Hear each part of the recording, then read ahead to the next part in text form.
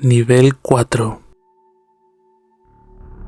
Si has visto alguno de mis videos de la serie Terror en la Ciencia, podrás ver que en medida de lo posible, muchos de los fenómenos que podrían denominarse paranormales tienen una explicación científica. Este caso es un ejemplo más de estas investigaciones. El nombre de Jacobo Greenberg lleva años resonando en la memoria colectiva, pues este científico, psicólogo y neurofisiólogo lleva más de 30 años desaparecido en misteriosas circunstancias. Su historia comienza a los 12 años. A esta edad, su madre falleció debido a un accidente cerebrovascular, lo que lo llevó a cuestionarse el funcionamiento de la conciencia, entrando a estudiar a la Facultad de Psicología de la UNAM, para posteriormente llevar sus estudios de doctorado en el Instituto de Investigación Cerebral en Nueva York, enfocando sus estudios en los efectos electrofisiológicos de los estímulos geométricos en el cerebro humano. Con el paso del tiempo, fundó 2 laboratorios en México. Uno de ellos fue el Instituto Nacional para el Estudio de la Conciencia, y escribió más de 50 libros sobre la actividad cerebral, la telepatía, la meditación y la brujería. La más famosa de sus investigaciones fue producto de una colaboración con Bárbara Guerrero, más conocida como Pachita. Esta mujer era famosa por ser una psíquica y sanadora, capaz de realizar cirugías a través de su mente. Los frutos de sus investigaciones llevaron a Greenberg a redactar un libro acerca de Pachita, donde sus conclusiones, aunque puedan sonar descabelladas, cabe mencionar que todas fueron realizadas bajo el método científico, aunque también han sido ampliamente cuestionadas, pues Greenberg afirmaba que las habilidades de Pachita eran producto de un campo neuronal que rodea nuestros cerebros y que Pachita era capaz de manipular, o bien, la presencia de una red espaciotemporal a la que Pachita podía acceder. Estas investigaciones nos acercan a la manera de pensar de Jacobo Greenberg, ya que como él mismo manifestó, pensaba que los chamanes podían actuar al nivel de la realidad, creada como proceso cerebral, ya que a su vez, este proceso tenía un lugar directo en la conciencia, por lo que los chamanes y sanadores podían actuar a este nivel. En resumidas palabras, la principal teoría del Dr. Greenberg es que lo que percibimos como la realidad es solo una parte de un continuo espacio de energía, y la percepción de esta energía en cada ser vivo depende de la complejidad de su campo neuronal. A finales de 1994, la familia de Greenberg preparaba una celebración por el cumpleaños número 48 del doctor, pero este no se presentó. En un principio, la familia no se mostró alarmada debido a que Greenberg solía hacer viajes de último minuto y desaparecer durante semanas. Tiempo después, al comenzar la investigación para dar con el paradero de Jacobo Greenberg, las investigaciones señalaron que la última vez que alguien lo vio fue el 8 de diciembre de 1994, mientras 2 hombres vestidos de traje lo secuestraron y se lo llevaron. Sin embargo, dicha afirmación nunca ha sido comprobada. Las teorías de su desaparición van desde una supuesta trascendencia del mundo de la materia hasta secuestros por parte de la CIA, ya que se cuenta que en unos supuestos documentos revelados por la CIA se mostraban investigaciones firmadas por Jacobo Greenberg en 2010. Sin embargo, otros afirman que se trató de un crimen pasional por parte de su entonces esposa. Lo único que se sabe es que nunca se halló rastro alguno de Jacobo Greenberg. Gabriela Rico. Este caso es especialmente sensible. Te recomiendo discreción. La mujer que ves en pantalla supuestamente se llama Gabriela Rico Jiménez, cuya aparición súbita en un hotel de Monterrey, México, un 3 de agosto de 2009, llamó la atención al gritar a todo pulmón varias acusaciones cuanto menos inquietantes.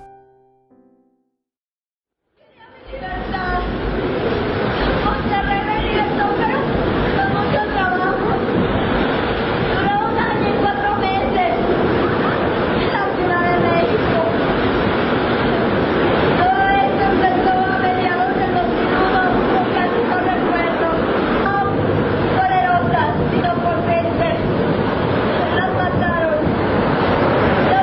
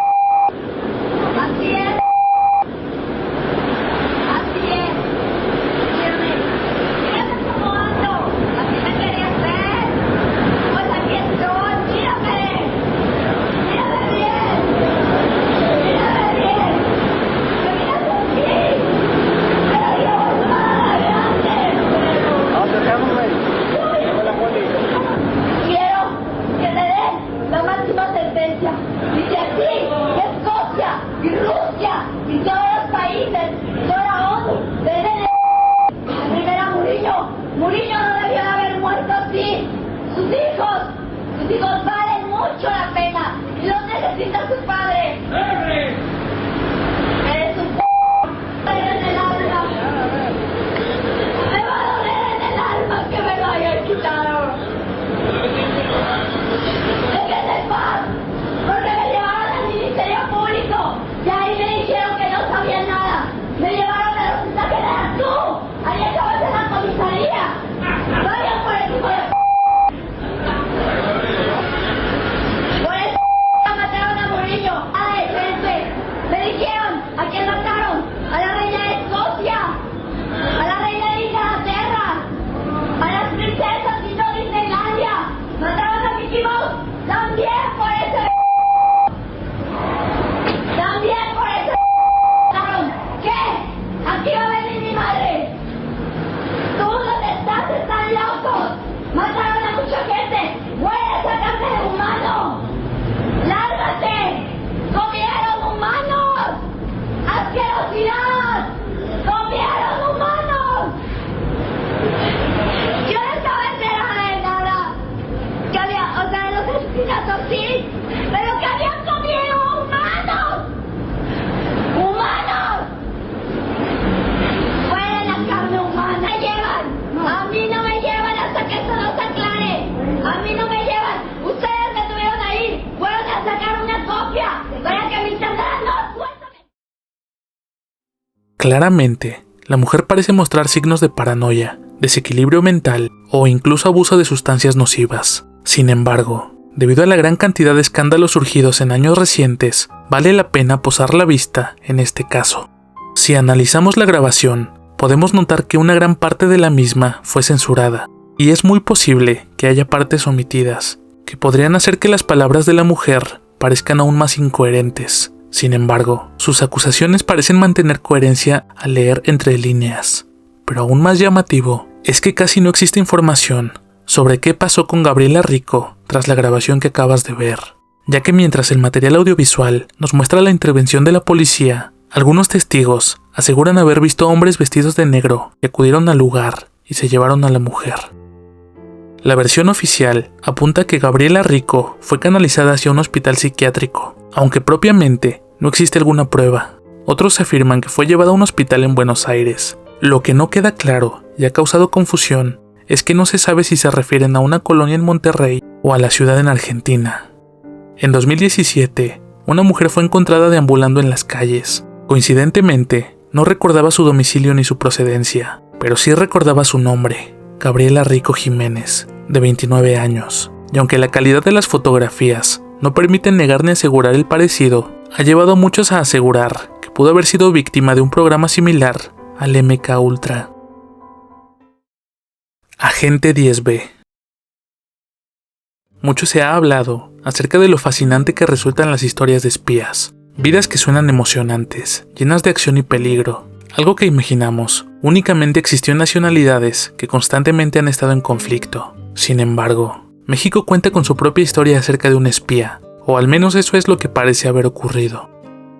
Corría el año 1927, y México aún no se encontraba completamente recuperado de la revolución, y el entonces presidente, Plutarco Elías Calles, rechazó ciertos tratados pactados con Estados Unidos, sobre todo leyes sobre el petróleo, que exigían a las compañías extranjeras renovar sus concesiones, que a partir de entonces serían de solo 50 años y sin derecho de apelación. Esto provocó una reacción en cadena, que entre otros factores, como el refugio que México ofrecía a dictadores sudamericanos, y otras reformas como la agraria, que afectaban los intereses de los estadounidenses, provocó que Estados Unidos comenzara a planear una invasión coordinada a México. Es aquí cuando entra en juego el agente 10B, de quien no se conoce absolutamente nada, más que ese seudónimo. Solo sabemos que este agente filtró más de 300 documentos clasificados con planes de invasión estadounidense, y más de 7,000 memorándums con información clasificada.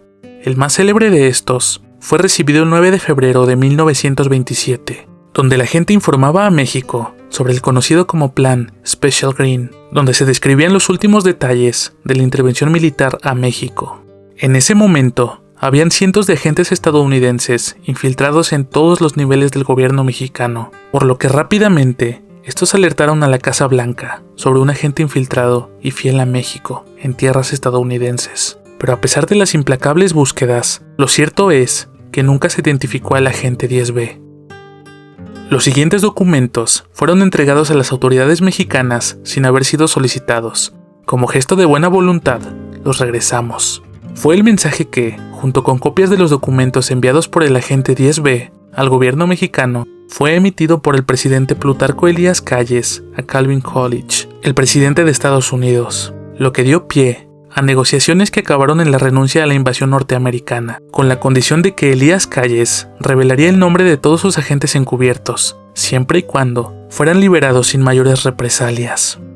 El agente 10B envió su último reporte el 23 de mayo de 1927, y aunque nunca se supo su sexo, edad, nombre o nacionalidad, ahora sabes una de las historias más fascinantes de México.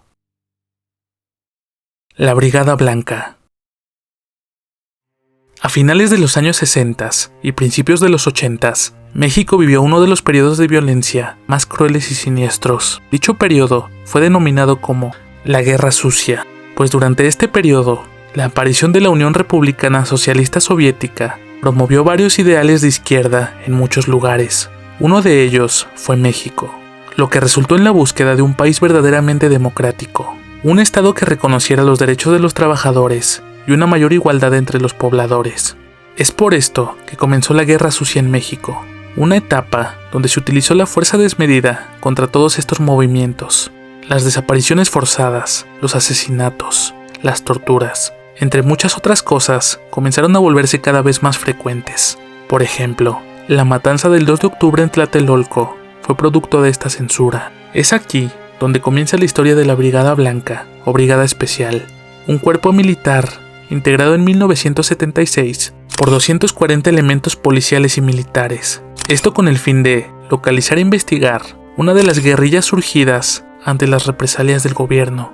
A día de hoy, se sabe que se le brindó una gran cantidad de recursos a la Brigada Blanca. Entre estos, el grupo contaba con 55 vehículos, 253 armas. De ellas, 153 eran Browning calibre 9 milímetros, un cuadro de necesidades que se refería a que se tenían presupuestados 3.300 litros de gasolina diarios, instalaciones dentro del campo militar número 1, oficinas, mobiliario de alojamiento, grupos de localización, grupos aéreos e incluso recibían un adiestramiento en información y análisis sobre la integración, desarrollo y actividades de la llamada Liga Comunista 23 de septiembre, conocimiento sobre armamento y prácticas de tiro, técnicas de seguridad, entrenamiento físico y combate sin armas, comunicaciones y codificación, conducción de vehículos en patrullaje y conservación del equipo de trabajo, así como eran adiestrados en la fabricación de artefactos explosivos e incendiarios, técnicas de búsqueda y seguridad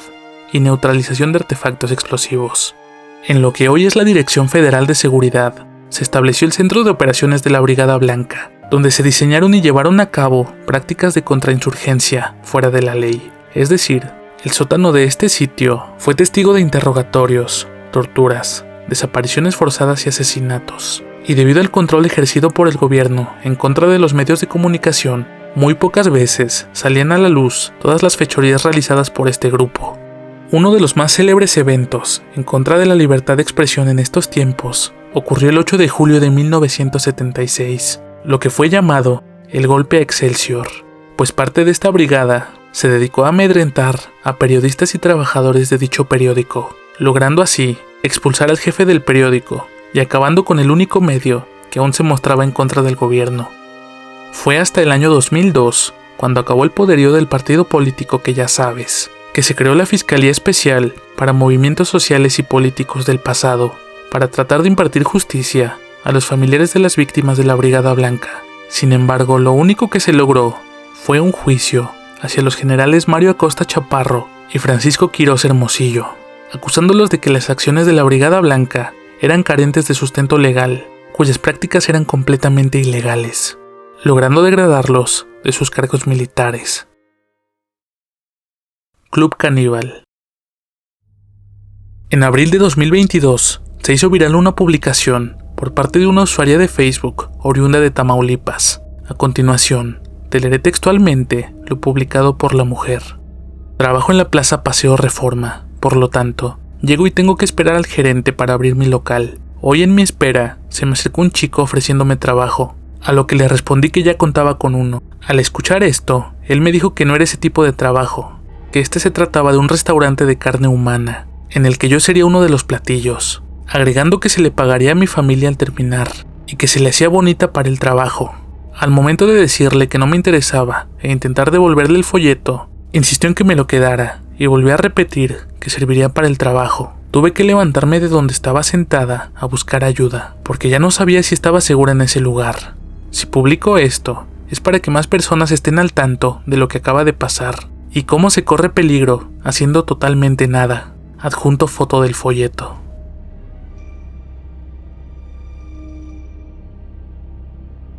Asimismo, comenzaron a compartirse la captura de pantalla de una cuenta que supuestamente buscaba mujeres para llevar a cabo el mismo fin. Sin embargo, la Fiscalía de Tamaulipas emitió un comunicado donde declaró que no existían reportes ni denuncias sobre un club caníbal. Sin embargo, es una historia cuanto menos curiosa. El Ghost Rider mexicano. Seguramente conoces al personaje ficticio que ves en pantalla y sabes que una de sus cualidades más llamativas es... tú ya sabes. Pues bien, este puesto es acerca de un video supuestamente filmado por el Cártel de Jalisco Nueva Generación. No se cuenta con demasiada información al respecto y ciertamente no te recomiendo buscar el video. Básicamente, el video muestra a un sujeto con presuntos lazos con el narcotráfico en México, por lo que la forma en que torturaron a este hombre consistió en rociar su rostro con algún líquido inflamable, y aun cuando su rostro se encuentra en carne viva y el sujeto solo ruega porque le den una muerte rápida, cuando las llamas han consumido todo el líquido y el fuego se ha apagado, vuelven a rociarlo y prenderle fuego. Este video es una muestra más de las consecuencias de las malas decisiones a las que la juventud se expone todos los días, y también de lo ruin y crueles que pueden llegar a ser las personas. Nivel 5. Secta NXIVM. Las sectas son un tema de estudio sumamente interesante. Es muy extraño e incluso perturbador el control que puede llegar a ejercer una persona carismática y manipuladora sobre un grupo de víctimas apropiado. Por ejemplo, el famoso caso del líder de la llamada Secta Templo del Pueblo, quien convenció a más de 900 personas de cometer suicidio en masa, incluyendo jóvenes, niños y bebés. Una historia que tal vez abarquemos en otro video. Lo que quiero contarte es el caso de la secta NXIVM, creada en 1998 en Estados Unidos por Keith Raniere, bajo la premisa de programas de éxito ejecutivo. Pero, ¿sabes qué es lo que en realidad pasaba aquí? Según la Fiscalía Mexicana, la organización piramidal de la secta consistía en un sistema jerárquico de maestros y esclavos, en el que las mujeres eran marcadas en la zona pélvica con las iniciales de Raniere, como si fuesen ganado, y obligadas a servir como esclavas sexuales. Esta secta es especialmente conocida por haber contado en sus filas a más de 16,000 integrantes, entre ellos ricas y poderosas mujeres empresarias y actrices. Y fue gracias a diversos testimonios en 2017 que se descubrió la forma de actuar de la secta. El líder de esta, a quien llamaban Vanguardia, exigía el pago de miles de dólares para pagar cursos de autoayuda, para mantener así la fachada de programas de éxito ejecutivo. Además de que este sujeto mantenía relaciones sexuales con las mujeres integrantes de la secta, quienes no podían oponerse ni mantener una relación con ninguna otra persona, además de que eran sometidas a dietas extremas para mantener una figura sumamente delgada, puesto que así eran más atractivas a ojos de Raniere. La forma en la que todo esto se relaciona con México: tras la detención de Raniere en 2017, salió a la luz una lista con varios nombres importantes implicados en la organización. Entre ellos, figuraban algunos empresarios mexicanos, como el hijo del expresidente Carlos Salinas de Gortari, Emilio Salinas Ocelli, quien era miembro del consejo y copropietario de la empresa que brindaba los cursos de autoayuda a nombre de la secta en México. Otros nombres destacados de quienes se sabe que estuvieron implicados son Rosa Laura Junco, hija del dueño del periódico Reforma; Ana Cristina Fox, hija del expresidente mexicano Vicente Fox; Federico de la Madrid, hijo del expresidente Miguel de la Madrid, entre algunos otros. Sin embargo, lo más extremo del caso es que según el libro Captive, escrito por un exmiembro de la secta, es que entre los planes de Ranier se encontraba que Emiliano Salinas triunfara en las elecciones presidenciales del año 2018, para así lograr convertir a México en la primera república Nexium. Acapulco Kids. Tú ponle ahí que me llamo Manuel. Tengo 16 años, pero me prostituyo desde hace 10. Cuando me salí de la casa porque mi mamá nomás quería a mi padrastro, un viejo cabrón que sabe que si se mete conmigo, mi banda en Ecatepec le pone en su madre. He andado por el DF, Hidalgo, Puebla, Veracruz, Cuernavaca y Chilpancingo. Aquí a Acapulco ya tiene que llegué, como desde 2004, y está chido. En esto siempre hay clientes. La mayoría son viejos, pero hay de todo. Gabachos, de Canadá, franceses y mucho mexicano. No es cierto que nomás los turistas de otros países nos busquen. Hay vatos más dañados. Checa. Está el payaso del Zócalo, el Chapatín. Ese nomás quiere que uno le dé y nos regala drogas. Está el del Suru Gris. Es de Cuernavaca. Le cae una vez al mes y levanta 2 o 3. Paga bien. Está otro cabrón de la taquería Los Tarascos. Está un güey del Hotel Real Hacienda que nos deja dormir y él tiene mucha piedra y PVC. Otro güey es uno que anda en una moto roja. También es padrote.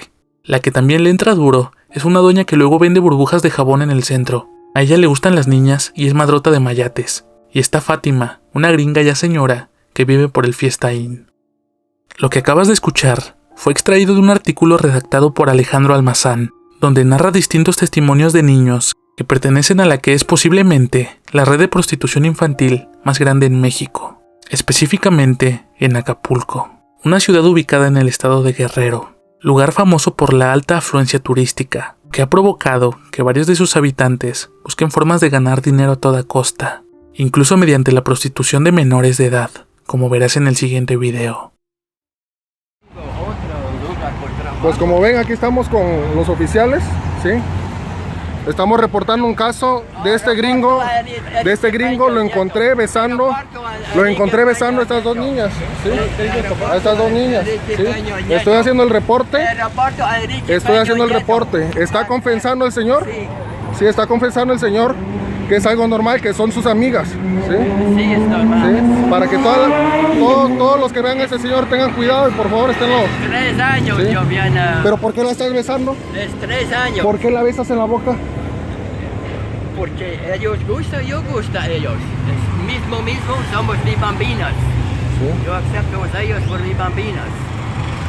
Yo porque no tengo, siendo mi hija yo no la voy a besar en la boca como padre y menos tú que no eres su padre. Su padre está allá. Su vida es Sí, allá está su padre. ¿Sí? ¿Sí? Y el señor lo encontré besándole en la boca a las niñas. ¿Sí? Su vida es no mi problema, no me molesta. O me voy a captar. ¿Por qué las besas en la boca? Señora, ¿Por qué las besas en la boca? me gusta ellos gusta. Eso se llama pedofilia y se paga con cárcel. ¿Qué señora dice? Señor dice, no mi problema. Se fue, ¿ok? Por mí es no pedofilia, ¿ok? Perfecto. Es el público aquí. Lo bueno que lo estás confesando. Aquí. ¿Sí? Te encontramos con mi familia viendo cómo besabas y toqueteabas a estas niñas. Es mejor. ¿Sí? Sí, estas son sus amigas. Mire cómo lo hace una y otra vez. Señor. ¿Sí? Y pues estamos con los oficiales tratando de ver qué es lo que pueden hacer ante esta ocasión. ¿Sí? ¿Sí? De entrada le damos las gracias por la atención. ¿Sí? Vamos a ver qué es lo que sucede. ¿Sí? No, de denunciar que el señor está vendiendo a sus hijos. Es un delito en México. ¿Sí? ¿Por qué permiten que le esté besando a sus hijas en la boca? ¿Te gustaría que yo viniera y besara a tus hijas en la boca? ¿Y por qué lo permites? ¿Te está dando dinero o la estás vendiendo? No. Entonces, ¿cuál es el problema aquí?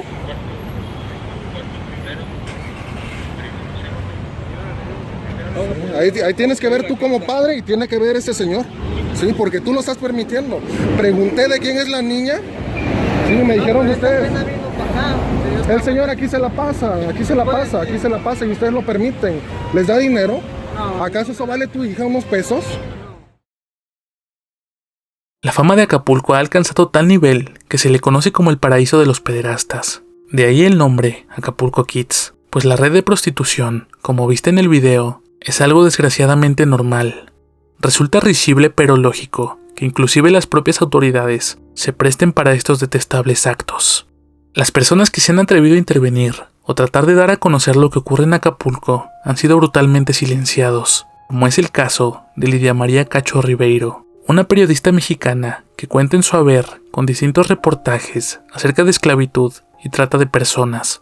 En el año 2004 publicó un libro llamado Los demonios del Edén, donde recopiló testimonios, investigó hechos e incluso brindó nombres de varias personas relacionadas con la prostitución infantil en Acapulco. Como consecuencia, fue perseguida, secuestrada y torturada por las mismas autoridades mexicanas tras revelar el nombre de personas inmiscuidas en la política, por lo que después de un largo proceso judicial se logró su liberación. Sin embargo, fue necesario que huyera del país. Caso Fernandito. Como te dije en el iceberg de la Biblia, algunos de los más atroces actos se han llevado a cabo bajo el nombre de la fe.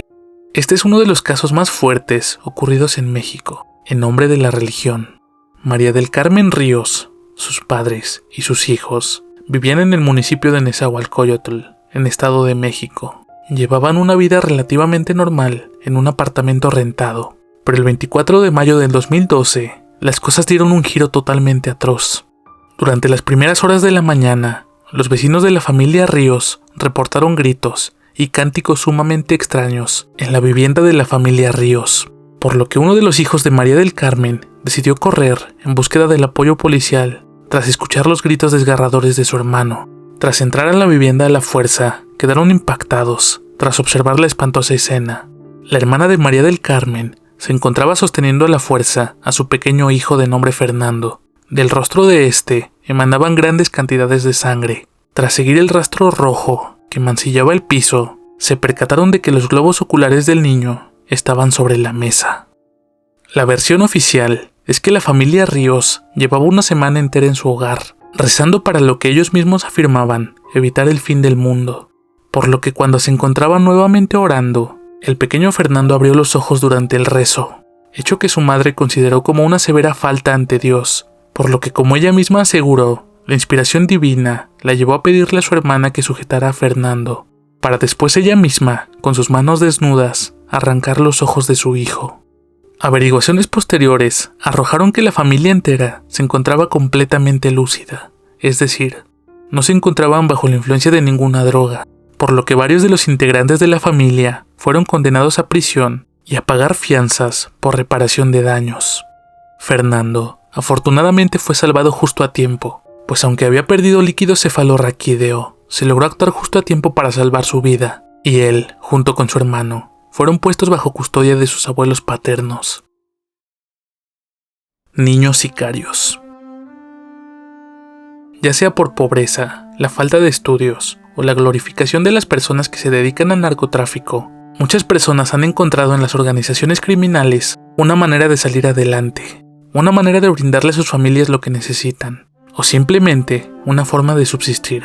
Desgraciadamente, este fenómeno no es algo propio de adultos, sino que en los últimos años se ha sabido de menores de edad involucrados en las redes del crimen organizado, pues se ha sabido de casos donde cada vez niños de menor edad son arrestados o incluso asesinados por estar donde no debían en el momento menos indicado.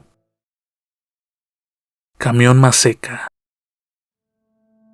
Este video se hizo muy conocido hace unos años. En caso de que no entiendas el por qué la señora se encuentra sufriendo un aparente ataque de pánico, la explicación es: la mujer se encontraba en camino a su casa a plena luz del día, mientras transitaba en las calles de lo que presuntamente es Zamora, Michoacán, cuando al caminar cerca de un camión de una conocida marca de productos de harina de maíz, se encontró frente a una imagen terrible.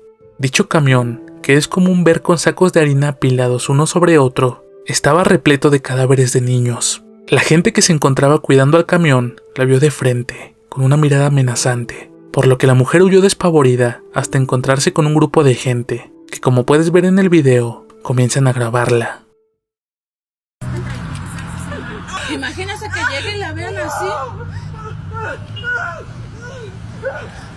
Ya está. Tranquilizarse para llegar bien a su casa a cuidar a sus hijos. Tranquilo.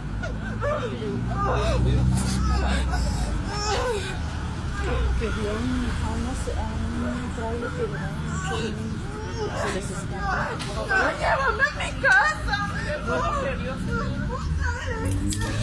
Yo solamente quiero un médico para despertar. Y acerca ya muchos niños como tarimas en el camión. Ay, yo me quiero conmigo. Sí, pero primero me va a ver allá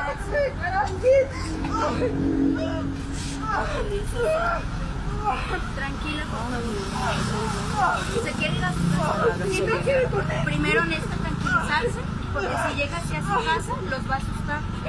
Cuida a tus niños. ¿Usted la conoce? Sí, yo lo conozco. ¿Qué le pasó? ¿Qué le pasó?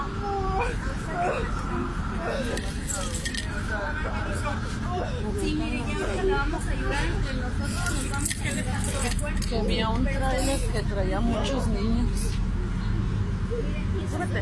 Sí, está pasando eso. Sí, está pasando eso. Yo también a ellos, yo les digo que no se me adelanten. Muchos medios han reportado distintas versiones de esta noticia, las cuales van desde que la mujer simplemente se encontraba bajo los efectos de alguna droga, hasta el hecho de que días después, el cuerpo de la mujer fue encontrado completamente destrozado dentro de una maleta, con una advertencia por haber visto y contado lo que no debía. Sin embargo, ninguna de estas noticias han sido confirmadas. Únicamente se tiene constancia del video. Lo que haya pasado antes o después es una completa incógnita. La luz del mundo. Muy como en el caso de la secta NXIVM, este es un caso donde los feligreses se han vuelto víctimas de los pastores, que dicen ser los guías espirituales que llevarán a sus creyentes por el camino que les brindará la paz que necesitan. Este es el caso de la Iglesia de la Luz del Mundo, cuyo nombre completo es la Iglesia del Dios Vivo, Columna y Apoyo de la Verdad, la Luz del Mundo, una organización cristiana con presencia en varios países y con sede central en Guadalajara, Jalisco.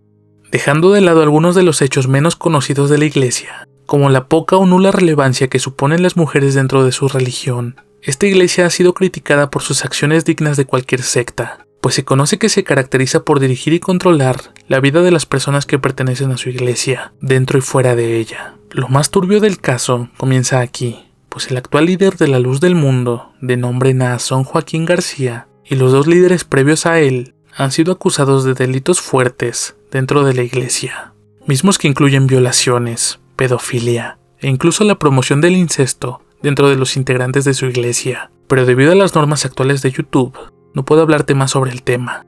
Si así lo deseas, puedes leer más acerca del tema en los links que te dejaré en la descripción. Nivel 6.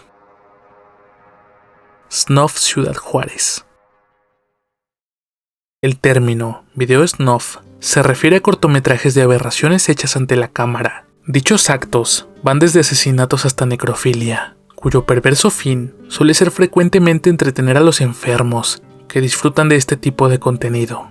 En caso de que no haya quedado claro, estos videos suelen ser completamente reales, y en su mayoría, las víctimas tienden a ser mujeres, por lo que si relacionamos este evento con Ciudad Juárez, Chihuahua, una de las ciudades más peligrosas del mundo, puedes ir deduciendo hacia dónde nos dirigimos. Desde 1993, se tienen datos registrados de feminicidios llevados a cabo con extrema violencia. Sin embargo, en esos tiempos, las autoridades determinaron que no era necesario llevar a cabo una investigación profunda, pues lo relacionaban con crímenes pasionales o ajustes de cuentas. Pero en años posteriores, análisis llevados a cabo por institutos como el Centro de Investigaciones y Estudios Superiores en Antropología Social revelaron lo evidente. Estos crímenes ocultaban algo más. Los cadáveres mostraban signos de extrema violencia, pues mostraban, además de señas de tortura sexual y sexo violento, mutilaciones y cortes irregulares en las glándulas mamarias, globos oculares, vísceras y otras lesiones mortales. Hasta ahora, puedes intuir la relación entre estos hechos. Sin embargo, como veremos más adelante, la violencia ocurrida a lo largo del territorio chihuahuense lo volvió un sitio ideal para que la industria del cine snuff floreciera sin mayores obstáculos. Tijuana Donkey Show. Tijuana es una ciudad fronteriza ubicada en Baja California, conocida por la gran cantidad de flujo de turistas en busca de sitios donde entretenerse. Sobre todo se conoce a esta ciudad por estar repleta de clubs nocturnos, donde es común encontrar distintos shows o servicios sexuales, pero específicamente, este show está más relacionado con la zoofilia.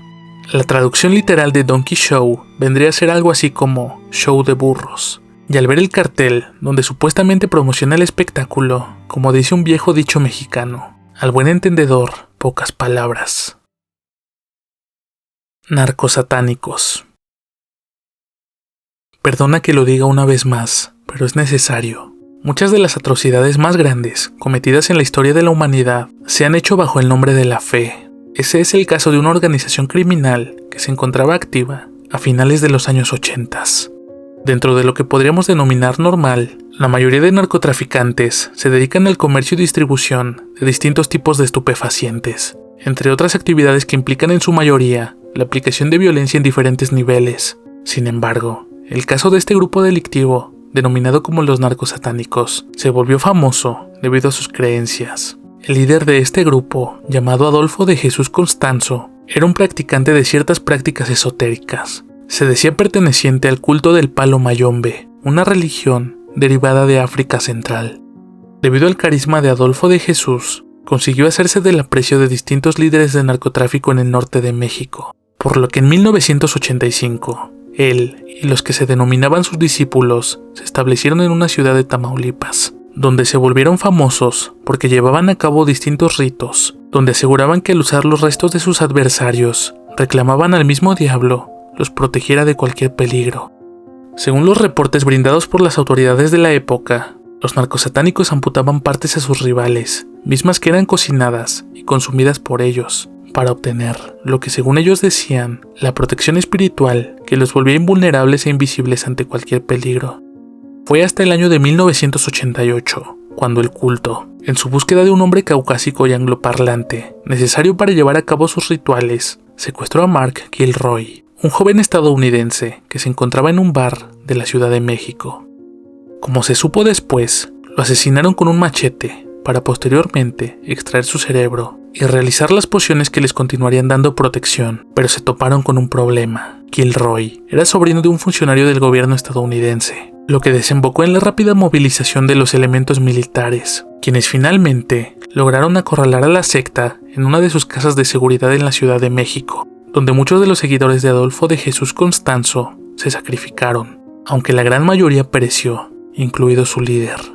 Hoy, a más de 30 años de ocurridos estos eventos, se dice que no queda rastro de grupos como los narcosatánicos, pero ciertos rumores afirman la presencia de grupos delictivos en México que llevan a cabo actos en nombre de su religión, mismos que incluyen, por ejemplo, el extraer el corazón de algunos de los rivales que capturan, para que durante una fracción de segundo la víctima vea cómo su agresor devora dicho órgano.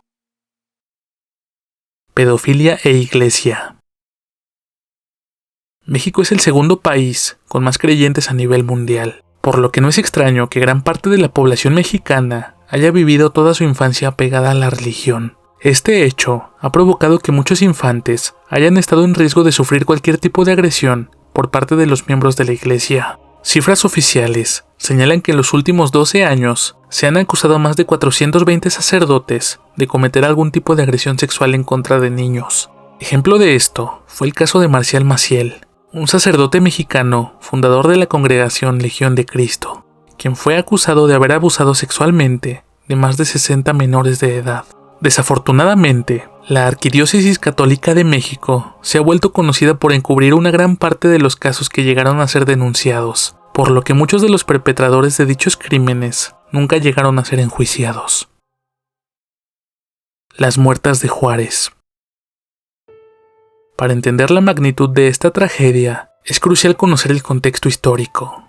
Desde la década de 1990, la ciudad de Juárez, ubicada en la frontera entre México y Estados Unidos, ha sido testigo de un número alarmante de mujeres desaparecidas y asesinadas. La mayoría de estas víctimas son jóvenes trabajadoras de las maquiladoras. Según datos del Secretariado Ejecutivo del Sistema Nacional de Seguridad Pública, el municipio de Juárez, en Chihuahua, la tasa de feminicidios por cada 100,000 habitantes es de 0.80%, mientras que el promedio nacional es de 0.33%. Con el paso del tiempo, el índice de violencia ha disminuido. Sin embargo, como hablamos previamente, en localidades como Ciudad Juárez, los grupos delictivos se aprovechan de la falta de acción de las autoridades mexicanas, por lo que a día de hoy se mantiene como un problema que afecta a cientos de familias. En la frontera de México con Estados Unidos, en Ciudad Juárez, está el Memorial del Campo Algodonero, un lugar donde hijas, madres, abuelas y amigas acuden a recordar a aquellas que de alguna u otra forma fueron arrebatadas de su lado sin ninguna explicación. Un recuerdo grabado con sangre de que, en México, faltan muchas cosas por cambiar. Las muertas de Juárez no son solo estadísticas, eran hijas, hermanas, madres o abuelas, por lo que hay que recordar que detrás de cada número hay una historia, una tragedia y una familia que sigue buscando respuestas.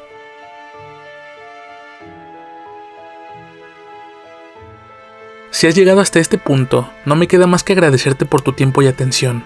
Si disfrutaste de este contenido, recuerda que un comentario, un like o que compartas este contenido con alguien a quien creas que pueda agradarle es de gran ayuda para que cada vez podamos hacer más y mejor contenido. Gracias por ayudarme a hacer crecer cada vez más este pequeño canal.